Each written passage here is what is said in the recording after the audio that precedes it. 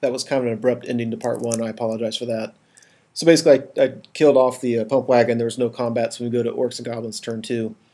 So during compulsory movement, he moved his pump wagon over this way. I'm not really sure why, except obviously he wanted it to help with my Knights Errant over there.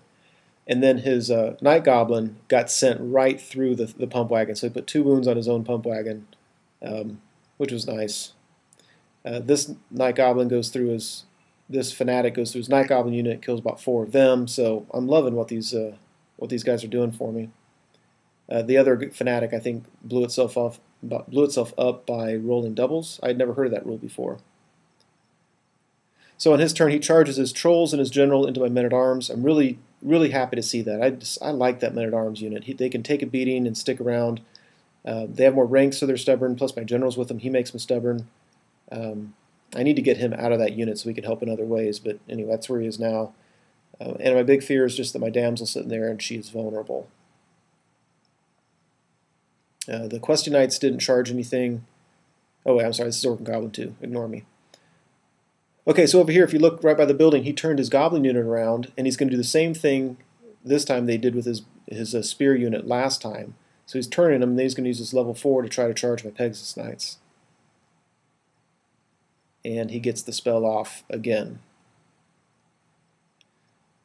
So we go to this combat. Pretty excited with that. The 2 wounds on the trolls are from the shooting in a previous turn. These guys are... He's stepping up and then shooting, so he's not really coming aggressively at me. Turns out later I found out he didn't really want to get in combat with my archers, so I think he's just using these guys to kind of be there and be a presence. Yeah, there's that. It's so funny. Ugh, twice those poor Pegasus Knights. Shooting killed off another Knight Errant, and then magic got 1, and then shooting got another, or shooting got both, whatever it was. So they're getting whittled down a little bit.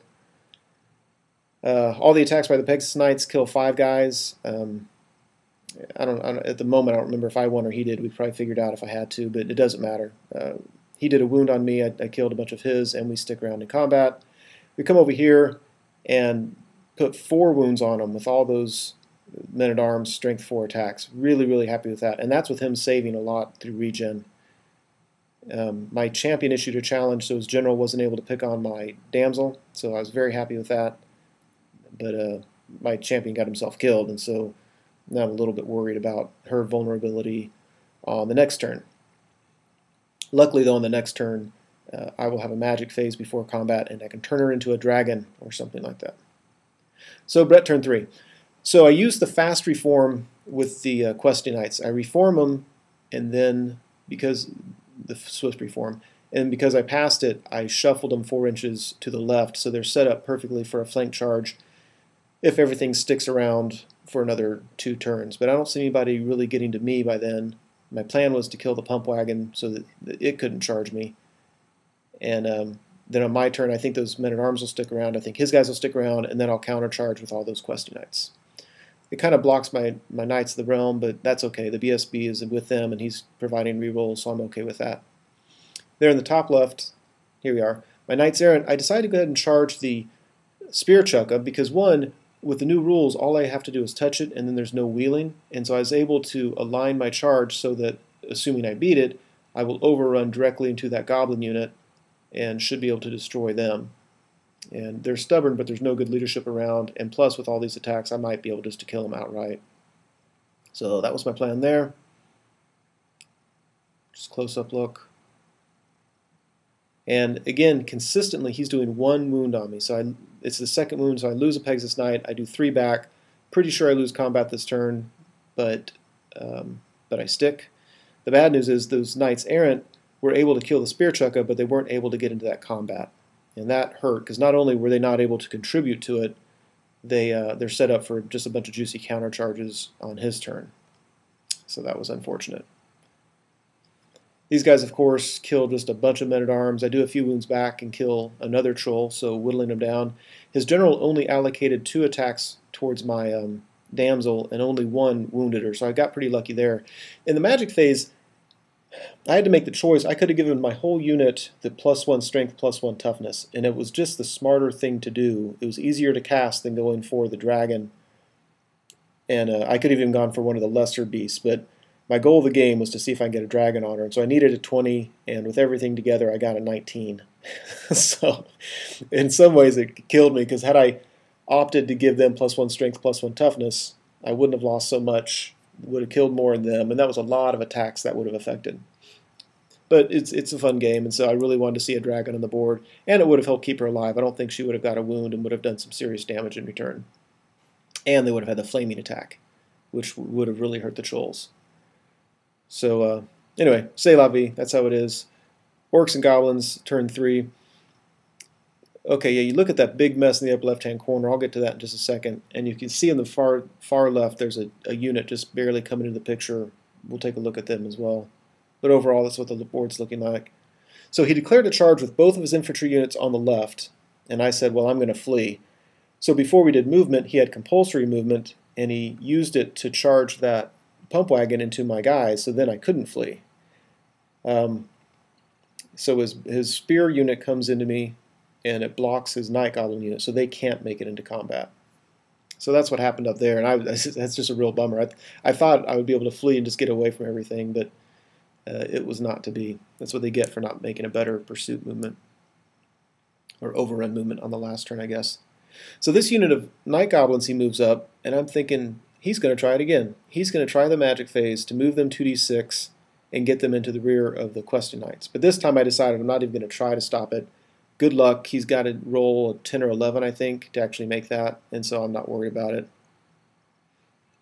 Here on the left, he marches his air boys up. Again, he decides he doesn't want to charge my bowmen, so I assume he's just bringing them over to the main combat, and he's not worried about me. And his magic phase, he gets a spell off and rolls an 11 or 12 and gets the stupid goblins into the rear of my questing knights. Yeah. So over here in his magic phase, his level 4 miscasts, and using the Orc and Goblin miscast table kills himself. So that was rather nice. That's a level 4 off the table. Much appreciated. And I assume that's before combat. Not sure why all these pictures are here. Yeah, that's definitely before combat. So after combat, he kills my damsel. It made me so sad. But I broke him in combat. Got 3 wounds on him. I had the banner and the rank and just all that, and broke him. Go peasants. I love when stuff like that happens. The problem was I didn't run him down. Now, that was on his turn, so I'm going to be able to charge him again on my turn. But even that's pretty tricky. I think the way that stuff works in the new rules, he's going to be able to get away and then rally. So, but at least I broke him. Usually you want to run people down when that happens, though.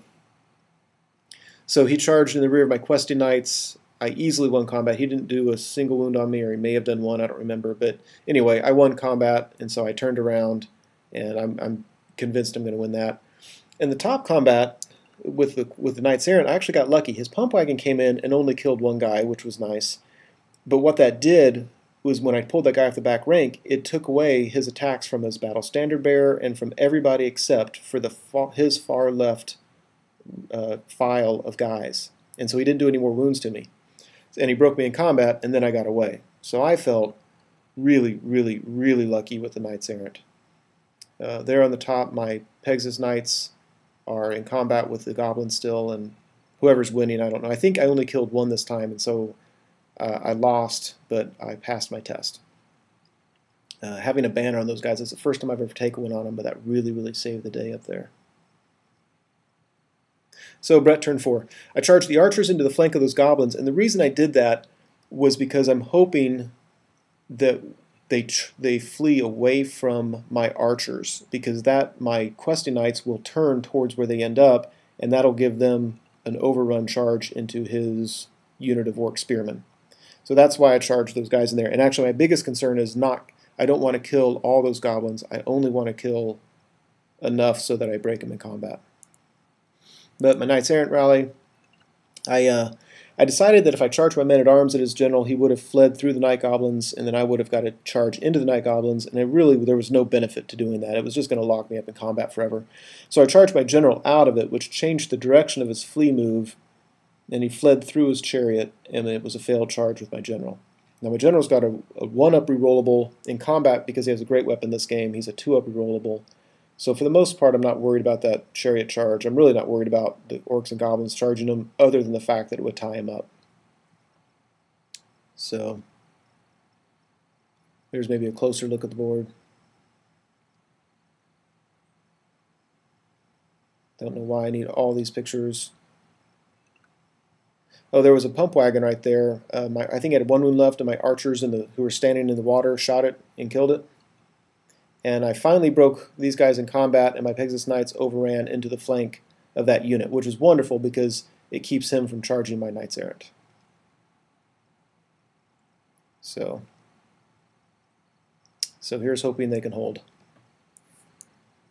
Man, I have so many close-up pictures.